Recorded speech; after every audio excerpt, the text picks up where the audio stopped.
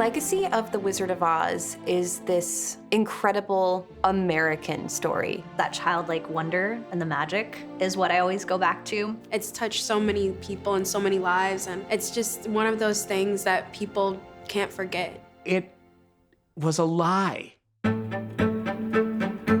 Wizard of Oz is one of those films that has sparked tons of strange myths and mysteries. Did director Victor Fleming actually slap Judy Garland? It's still in the movie. Were the Munchkins really as rowdy as legends would have us believe? Was Over the Rainbow plagiarized? What in tarnation is going on here, Auntie M? There's a lot of mythology around the movie, and some of it is kind of true. A lot of people have speculated what they're saying. Oh, the infamous hanging Munchkin. Sometime in the 1990s, somebody synced up Pink Floyd's album Dark Side of the Moon with The Wizard of Oz. I've tried it. Margaret Hamilton caught on fire when she was falling through a trapdoor. This is one of the things that doesn't get talked about. They painted a horse with house paint and it dropped dead. There is some historical disagreement about the snow in the poppy field scene. I guess it was just as best as we could do at the time. The magical question is, what happened to the dress? Little did anyone know, Toto had a big secret. The unaccounted for pair of ruby slippers that I've been pursuing would be the holy grail of all movie memorabilia. It was just so imaginative. What an adventure for me. When they called me and told me I was gonna be playing Dorothy, I was like, Dorothy. My favorite character is my father. Put him up, put him up. It was so groundbreaking, you know, things that had never been done before. It was so memorable. This is the first time anyone's stating this publicly. It was kind of the Wild West, literally and figuratively. It's fascinating when you get to the truth. It is all a dream, says MGM.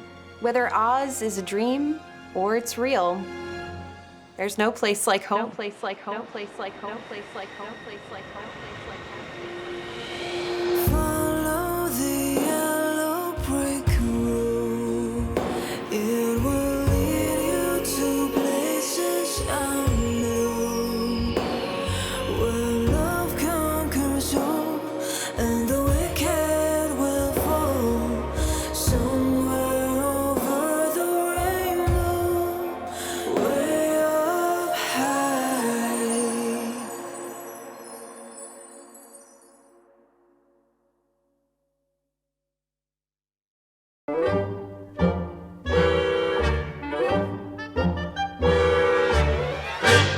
The Wizard of Oz in less than 2 minutes? Okay. Overture. Opening credits. Dorothy Gale lives on a farm in Kansas where she is terrorized by a neighbor who hates her dog. She's craving a land of lemon drops and rainbows. She sings the song, she runs away. She runs into a homeless guy. The homeless guy tries to convince her to come to Europe. Really should have had stranger danger, Dorothy, but no. She decides to go home, but then there's a twister. And a tornado happens, transports her to Oz. Poof, she's in color. And she sees all these little people. She did not know the woman that she murdered, but she stole her shoes anyway. The Wicked Witch of the West wants the shoes. She is sent on a quest to go find the Wizard of Oz. And so she skips off down the yellow brick road. Follow the yellow brick road. She encounters a scarecrow, a tin man, a lion. Put him up, put him up. And they all travel together to the Emerald City. Then they fall asleep in some poppies, possibly asbestos, and then we end up in the Emerald City. Nobody sees the wizard, not no one, not know how. Ha ha ha, ho ho ho, and a couple of tra-la-las. They get makeover, oh my God, Yeah. so fun. They go to the wizard. The wizard's a psychopath. He says, murder the Wicked Witch of the West, and I'll help you.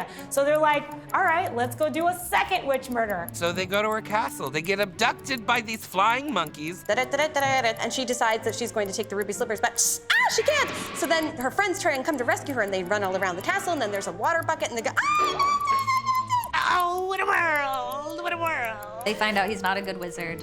No. But he's a good man. He's a good man. He helps her friends to overcome their concerns about what they're lacking. But then when it's her turn, the wizard goes, I don't know how to get you back. He attempts to take her in a balloon, but he leaves without her because he doesn't know how it works. Glinda comes back and says, oh, you could have gone home with the shoes the whole time. She had to learn it for herself. No, she didn't. She had what it took all along. Then Glinda tells her to click her heels together 3 times. Actually, she says tap, she never says click. And then Dorothy goes home and learns there's no place like home.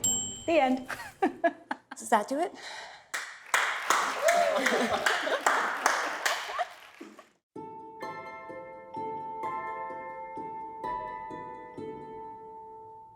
An urban legend claims that an actor playing a Munchkin can be seen hanging themselves during a scene where Dorothy, the Scarecrow, and the Tin Man skip down the yellow brick road.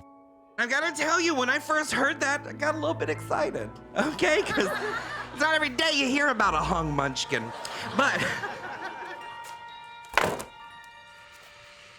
The hanging Munchkin myth. Oh, the infamous hanging Munchkin. It baffles me sometimes. It just like blows my mind. When anyone tries to say something like that to me, I'm always just like, ah! No one took their own life on the set of The Wizard of Oz. That is the weirdest legend that has come out of that film. The hanging Munchkin myth really came about during the VHS tape era, when it was really difficult to see what was in the background. And of course, all of these pop culture legends popped up. And it was just one of those things that was repeated so many times that people assumed it was true. But it's actually a Saurus crane that was borrowed from a local zoo to make the set look more exotic. And if you compare the VHS footage, which shows the crane walking around the set before they skip down the yellow brick road, and you compare that to the digital version, they are identical. I've heard people say they digitally inserted the bird over the hanging person. It's a cover-up, it's a conspiracy.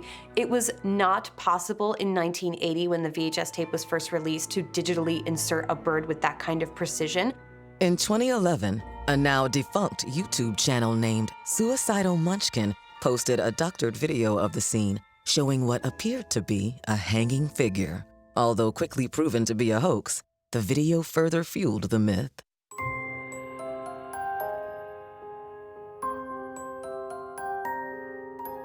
If Disney had not released Snow White and the Seven Dwarfs, and it had not been as successful, hugely successful as it was, there probably wouldn't have been a Wizard of Oz at that time.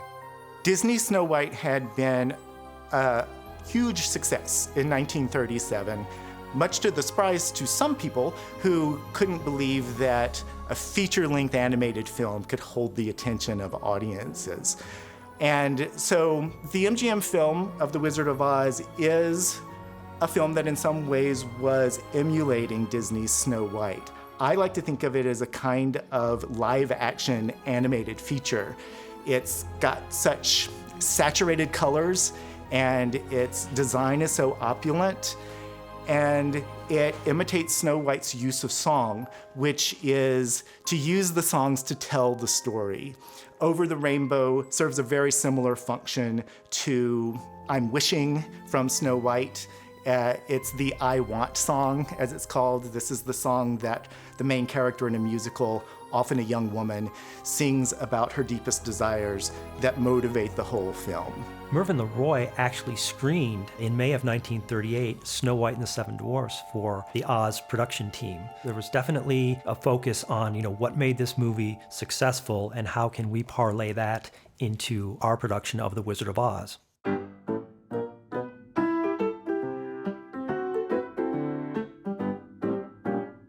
Frances Ethel Gum was born on June 10th, 1922 in Grand Rapids, Minnesota, to Frank and Ethel Gum. Both were in the vaudeville scene, and they moved to Hollywood, and they were determined to get Baby Gum on stage. So she did 8 shows per day in vaudeville. And then at the age of 13, she was signed to MGM, and she signed as Judy Garland.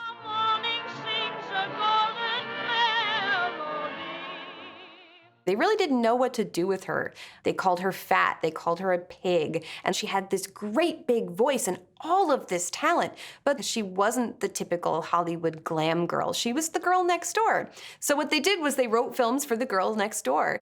I'm going to be a great singer. And I'm going to be a great actress, too. Are you really? Yes. Oh, yes. She partnered up with Mickey Rooney and made these really fun films, but none of them were her magnum opus. She really hadn't found her footing. And then The Wizard of Oz came, and that was the moment that launched Judy Garland to household name status.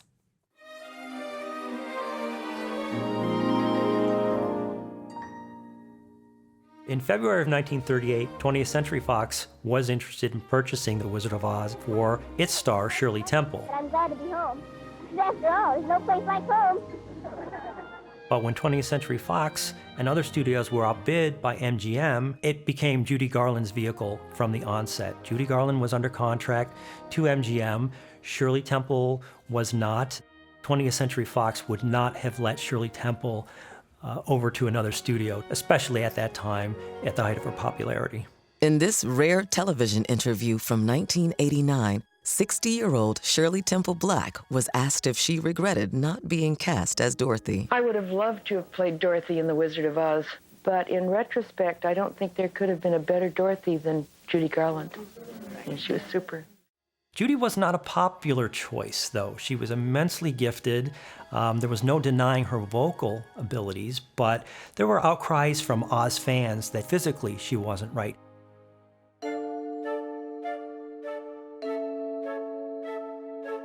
The Wizard of Oz was essentially written by committee. There were a minimum of 10 screenwriters who worked on The Wizard of Oz. Among them, Noel Langley was the most significant contributor, introducing key elements such as Oz being a dream, Glinda arriving in a bubble, and Toto revealing the wizard behind the curtain.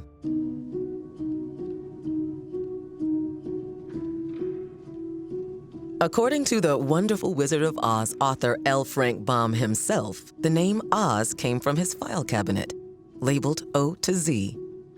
It's also known that the places and characters contained in his series of Oz books were inspired by his own experiences traveling as a salesman and other professions. But more than anything, Oz was born of Baum's imagination. It was an immediate hit. Why? Why? It's a weird story. It's a story about self-reliance. Dorothy has to be reliant upon herself because she has no magic. She has no particular hearts or brains or courage. She has a certain gritty determination to just get on with it. That is considered a trope of American self-identity, and The Wizard of Oz encapsulated it. The Wizard of Oz is this incredible American story. It's really the American fairy tale. I particularly love The Wonderful Wizard of Oz, first edition, illustrated by W.W. Dinslow, because Dorothy is this cute little fat girl in a baby doll dress, and that spoke to my chubby little heart. That tolerance that's at the core of the story of The Wizard of Oz, the idea of a person's self-worth, is something that I think is what speaks to people about The Wizard of Oz and why we keep returning to it. And remember, my sentimental friend, that a heart is not judged by how much you love, but by how much you are loved by others. L. Frank Baum set out to write a fairy tale. What we take from that fairy tale is up to us, and perhaps that's the true genius of his creation.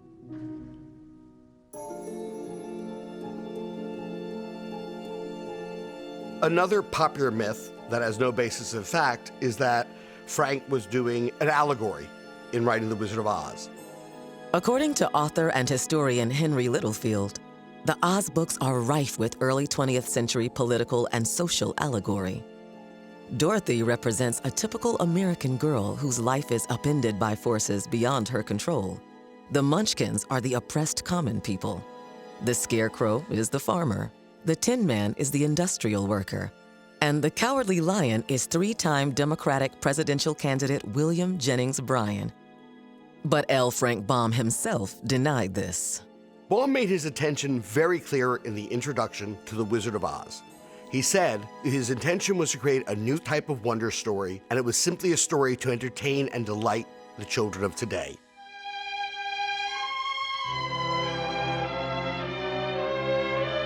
At Metro-Goldwyn-Mayer and at all film studios, part of the way in which they kept their stars in compliance was that they had a second string of slightly less talented, slightly less charismatic players. And Janice Chambers was signed to an MGM contract in March of 1938. She could sing jazz and swing like Judy.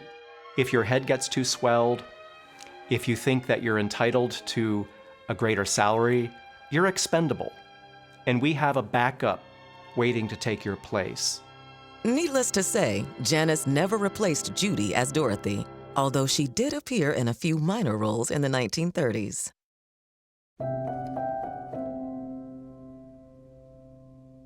In an attempt to make Judy Garland look more like the glamorous stars of MGM at the time, early versions of Dorothy's look included a long blonde wig and heavy makeup. It's no secret that, she was self-conscious of her looks. She wasn't, by Hollywood standards, a great beauty.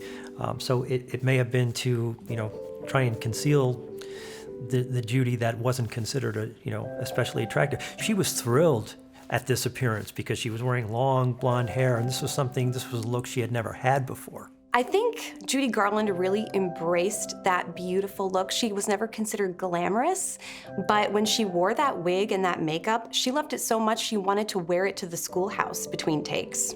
Judy felt awkward and not completely assured of her looks. And she was beautiful.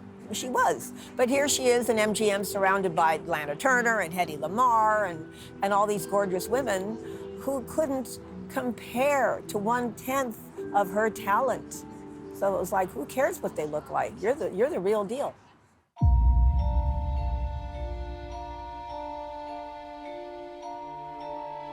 Producer Mervyn LeRoy, who was instrumental in bringing The Wizard of Oz to the screen, originally envisioned the Wicked Witch of the West as something quite different than the version we know today. He said, I'd like to have the Wicked Witch be somewhat of a different character. I'd like her to be attractive and seductive, perhaps, but still sinister. And one can probably guess that was an homage to Disney's Evil Queen in Snow White and the Seven Dwarfs. Magic mirror on the wall, who is the fairest one of all? So he called upon Gail Sondergaard to fill that role. Sondergaard is known as the first ever recipient of a Best Supporting Actress Oscar for the film Anthony Adverse. I mean, her test shots are They're gorgeous. Those are some of my favorite photos to look at. So cool. I mean, such a different take than... It's very Snow White, Evil Queen. 100%. She's so fierce. It would have been a very different and vibe. They chose to go differently with it as they were writing, and they had her go into like more of a hag witch look. And Gail was like, absolutely not. And she's like, I gotta go. I am not wearing this. I am not looking like this. No. She truly just said bye. Both Mervyn LeRoy and Gail Sondergaard realized this isn't why we cast you. We didn't cast you for this type of witch. Mervyn said, Gail, I don't want you to play an ugly witch. And I said, Mervyn, I won't play an ugly witch. So that's the story. She left the production, left the role of the Wicked Witch, and Margaret Hamilton was cast in the role, and it became classic. What I find interesting is Margaret Hamilton's speech and her lines in The Wizard of Oz that you still hear. If you listen to them, they are very much written for a Gail Sondergaard witch. Even when she's melting, when she says, who would have ever thought a good little girl like you could destroy my beautiful wickedness? And there are lines throughout, I'll get you, my pretty. These sarcastic niceties that Gail Sondergaard probably would have brought to the screen in her way in the characterization of a seductive, a glamorous, wicked witch.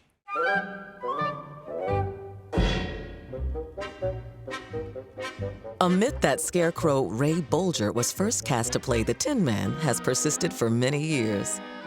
What we uncovered in our book, The Road to Oz, is that contrary to long-standing legend, Ray Bolger was not originally cast as the Tin Woodman. He was cast as the Scarecrow.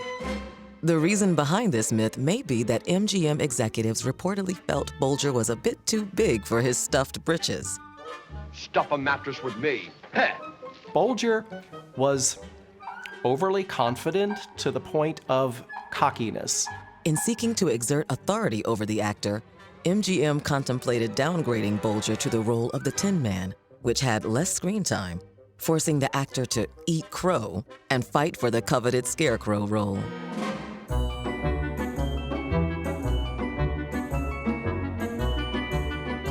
It's been said that some MGM executives considered casting Leo the Lion, the iconic mascot from their logo, as the Cowardly Lion, with an actor dubbing the character's dialogue. However, the idea of Dorothy, the Scarecrow, and the Tin Man sharing the set with a live lion was not well received by the studio's insurance company. In early drafts of the script, it was actually indicated that the lion would be a real animal. And in all previous iterations, the Cowardly Lion, you have to remember, was sort of the third wheel to the Scarecrow and the Tin Woodman. And so it was really sort of seen as a minor character. When the lion did appear, it was always a man in a costume on all fours. And so once they decided that it wouldn't be a real animal, then Bert Lahr was the obvious choice. Come on, son. Hiya, baby. It was Oz lyricist Yip Harburg who first suggested Bert Lahr for the role, after having worked with him on Broadway. There was a lot that was made in the press about his resemblance to a lion. My name is Jane Lahr, and the lion, my favorite character in The Wizard of Oz, was my father. Lahr, an author, reflected on being the child of one of America's most beloved characters in an article she penned for the fan publication, The Bomb Bugle. I was 6 years old when my brother and I first saw The Wizard of Oz in New York City. That was the day I began to understand that the quiet person, the central figure of our home, had another self and another life and another reality. The strange dichotomy of man and lion was confusing, challenging, and ultimately, in unexpected ways, enhancing.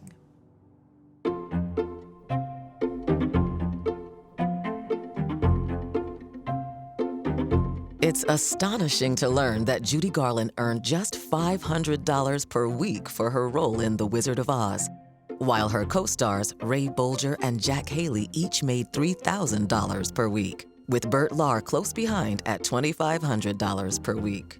It shouldn't be shocking because Judy Garland wasn't a star at the time. She was called a featured player. She hadn't, established a career like her co-stars.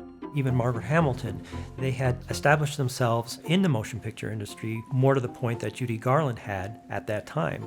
So yeah, she was a child. She was a child. It would be incongruent to draw down a salary that would be commensurate with these other seasoned performers.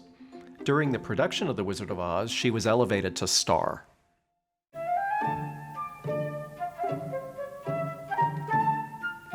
Character actors W.C. Fields, Ed Wynn, and Wallace Beery were all considered for the film's title role. But it was ultimately Frank Morgan who brought the wizard to life. My favorite fact about him is he had literally like a suitcase of alcohol. Yes. And, if it got him through the day and he gave an incredible performance, like, we're here for it. We love him. And as we know, he plays a bunch of other characters throughout the movie.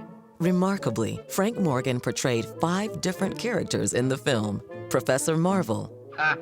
Professor Marvel never guesses, he knows. The doorman. Well, bust my buttons! The cabbie. Cabby! The guard. Nobody can see the great Oz, not know how. And the wizard. I am the great and powerful Wizard of Oz. With each role showcasing his versatile talents. In searching for the perfect, elegant, yet shabby coat for the character of Professor Marvel, MGM's wardrobe department purchased a rack of old coats from a local thrift store. Director Victor Fleming and actor Frank Morgan got together and selected one they liked. It was reported that during filming, Morgan turned the coat inside out and discovered the embroidered name, L. Frank Baum. One of the believe it or nots about The Wizard of Oz was that the coat that Frank Morgan wore as Professor Marvel in the Kansas scenes had originally belonged to L. Frank Baum. Later, both Baum's tailor and his widow reportedly verified the garment had once belonged to the wonderful Wizard of Oz author. The coincidence seems astounding, but is it true? There are people who are refuting that because to them it is just too much of a coincidence, or it doesn't ring true, or there's no pictures of it to verify or validate this. Now, Frank Baum lived in Hollywood since 1910, and in our opinion, it is entirely possible that some of Al Frank-Baum's old clothings, including this jacket, would have ended up in a thrift store local to Hollywood. And so it's not entirely impossible or unlikely that this happened.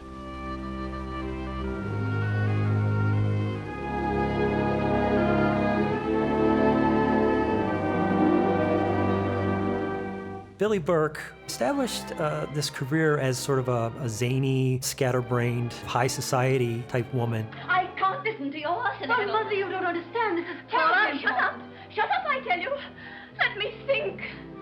Oh. But when you look at her performance in The Wizard of Oz, she plays a much more subdued, a very sincere characterization. I'm Glinda, the Witch of the North. Billie Burke appears ageless. That was due in part to her performance as an actress, but also due in part to what's called cosmetic lifts, which are very small pieces of silk affixed in front of each ear. It would have been covered by her wig, and then it would have been pulled taut and then concealed on top of her head. And so it would have been like a mini facelift, and any sagging flesh would have been pulled taut. I thought she was like 20. 50. I could Over not. 50. When I found out she was, I said, there's no way. It's because she said. She was lifted. Yes, she said, lift my face, baby. I got it, girl. A lot of people don't know that the original Tin Man was Buddy Ebsen. And for the first 2 weeks of filming, they coated his face in this aluminum dust, which accidentally coated his lungs and he stopped breathing, so he had to go to the hospital. And as a drag queen, I can usually appreciate a gag-worthy makeup that really takes your breath away. But this is ridiculous. So when they were developing the makeup, which of course they did not have synthetic colors at those times, they ground down real aluminum into a powder, and he breathed that in every day. And on the last day of that shoot, he took a breath and nothing happened, according to him. He was rushed to the hospital. His entire lung had been coated with aluminum dust, and they had to recast rather than wait for him to recover.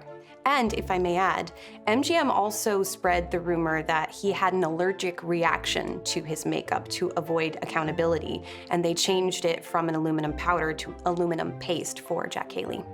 You won't see Buddy Ebsen in the finished film, The Wizard of Oz, but you will hear his voice.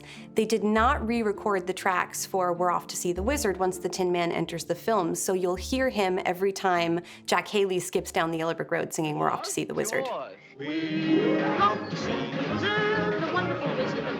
The silver powdered lining to the whole story is that eventually he ended up getting cast as Jed Clampett, the accidental oil tycoon on Beverly Hillbillies, which goes to show you that oil can make you a billionaire after all. Boo, thank you.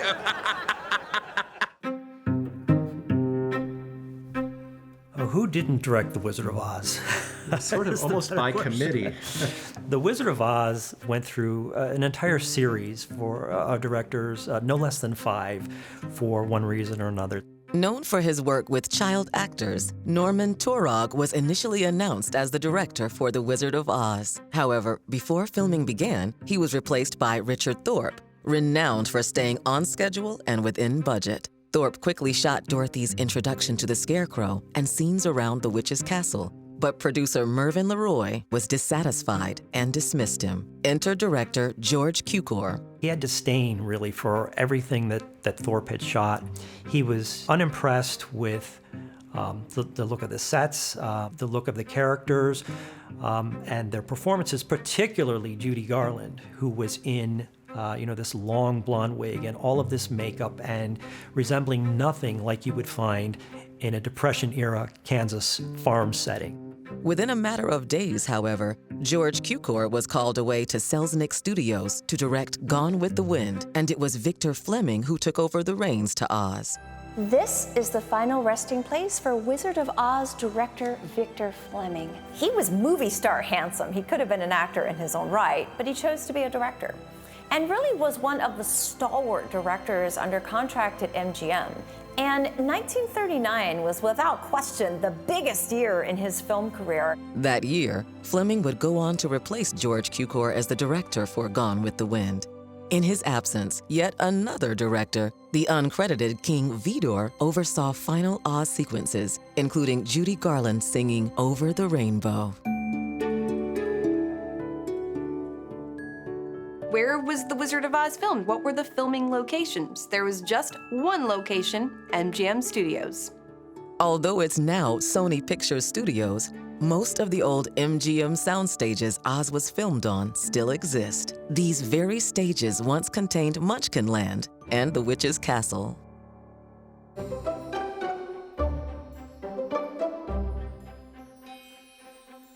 The Munchkins were played by adult little people and a dozen or so small children.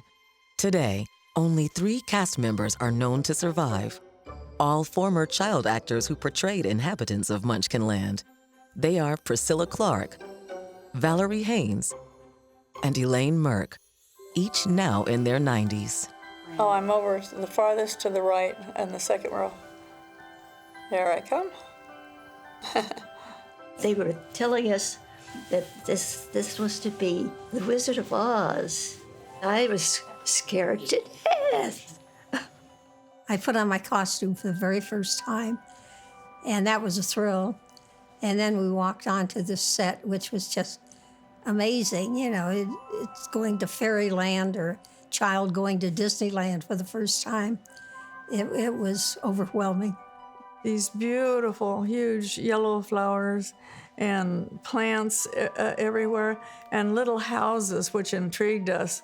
There was nothing in them. They were empty, but it was just like all a fairy tale.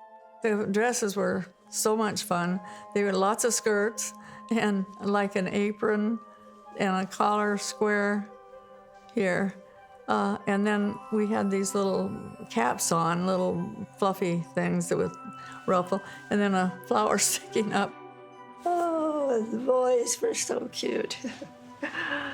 I really enjoyed it. It was wonderful. This battered old book is one of my memoirs of Wizard of Oz. There's Billy Burke. And then there's Bert Lahr, who was the Cowardly Lion.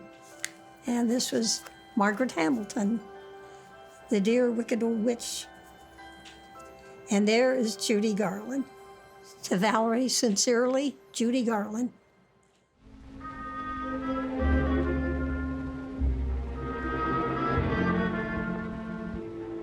The date on the Munchkin coroner's certificate of death just happens to be the date of L. Frank Baum's death. I don't know if this was on purpose or not. If not, it's highly coincidental. I think it was likely on purpose, and it's a little spooky.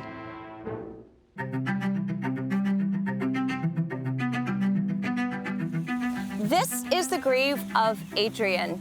Adrian was a fashion designer who studied fashion design in Paris in the 1920s, and he was hired by MGM in 1928. He's the one that is responsible for everything that you see in the film in terms of costumery. He reportedly was thrilled with the assignment because it gave him license to let his imagination run wild. Adrian is like, I wish I could go through his like closets of stuff that he had made, because he was such an extravagant designer and just the clear choice for this film. His designs had such a bold vision, an incredible imagination behind them. He worked on about 200 movies in his career, most famously The Wizard of Oz, of course, with the gingham dress Judy wears, the ruby red slippers. The costumes are instantly recognizable, designed by Adrian. They're gorgeous, they're colorful, they're beautiful, and so many people want to own these pieces, you know? So much so that people will pay, you know, over $1 million for a certain piece.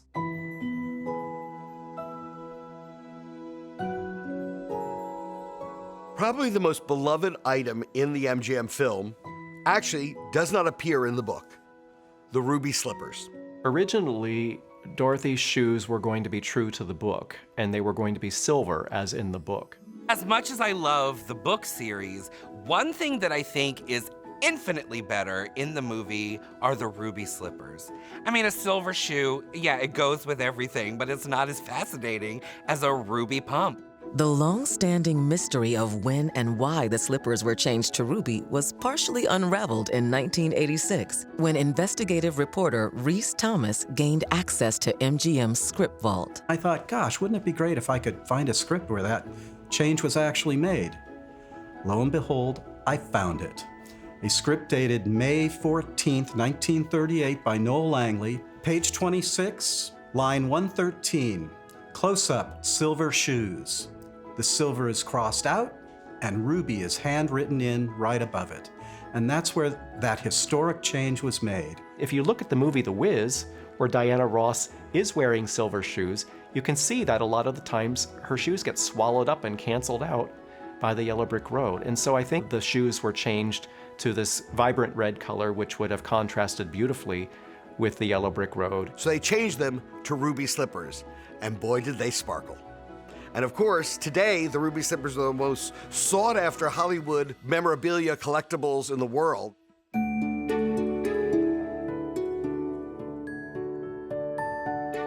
I'm Randy Struthers, and I am probably the world's leading expert and replicator of ruby slippers. Watching The Wizard of Oz with my family is one of my earliest memories, and the shoes always captured my interest. With over 30 years of research into them at this point, I'm able to create pairs that could fool pretty much everyone except for the Smithsonian staff that have looked at them under microscopes. This is a vintage sequin hank from the 1930s from the Geta Corporation. This was their deep red, which was needed for the studio because of the excessive lighting that Technicolor required. If they had used regular red sequins, the shoes would have looked orange on film. For the jeweled bows, these glass jewels have a metallic coating on the back that makes them reflective. I'm not able to find original ones in the right size, and so I had these made custom. They would take a base shoe and make a pattern from it, which is something you do in shoemaking. And so once this silk fabric was embroidered with sequins, it would look something like this. They would cut out about a 1/4 to a 1/2 inch seam allowance around the edge, and then that would be placed on the shoe, and then another pattern was made for the heel, and so the finished product is basically seamless because the sequins hang down over the other overlay. These are probably the most accurate replicas that anyone could purchase.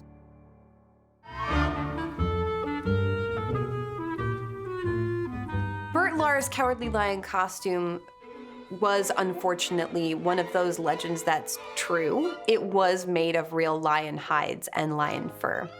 And what's unclear is where those lions came from. A contemporaneous article that came out at the time said that deceased circus lions gave their hides for this.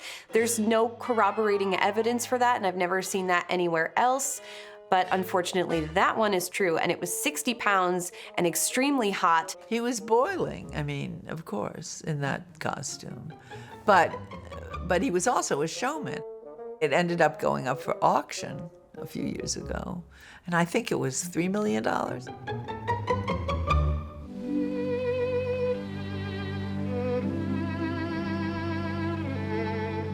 An iconic concept of the MGM film is the clever linking of key characters in the fantastical land of Oz with individuals from Dorothy's life in Kansas. Remember me? Your old pal Hunk? Me? Hickory? You couldn't forget my face, could you? The concept was actually first explored in a 1925 silent film, a slapstick comedy rendition of The Wizard of Oz, wherein two farmhands find themselves entangled in a romantic rivalry, both vying for Dorothy's affection. This film starred up-and-coming young actor named Oliver Hardy, who would go on to great fame as part of Laurel and Hardy, and he played the Tin Man. But what's important about this silent film is it introduced the idea of the farmhands in Kansas becoming the Scarecrow, Tin Man, and Lion in Oz. That, of course, was then used again in the film in 1939, which we all love. So, wonderful as that film was, and to take nothing away from it, it did borrow from the earlier films and plays that had come before it. Beyond the Given her vocal ability, you'd think it would be Judy Garland who would have the most solo numbers in The Wizard of Oz. But it's Bert Lahr who gets the lion's share when it comes to solos. With both If I Only Had the Nerve If I only had the nerve. and If I Were King of the Forest. If I were king of the forest. The music and the lyrics by Arlen and Harburg are delightful, and they have these wonderful kind of playing with words. Supposing you met an elephant. I'd rap an elephant. The reason why Bert Lahr was given the solo number, If I Were King of the Forest, the short answer is he had 2 left feet. He couldn't dance. The other reason is because the Cowardly Lion character is only introduced halfway through the film. And I think that it was a way of allowing for Bert Lahr to have some equal screen time and also to show off a little bit of his talent and what it is that he could do in a comedic performance. He sang a song called The Woodsman's Song, and this was part of Bert Lahr's performing repertoire. This character that is kind of full of bravura and insecurity at the same time. And that's very much the character of the Cowardly Lion. And it was Harburg who suggested Bert Lahr for the role of the Cowardly Lion.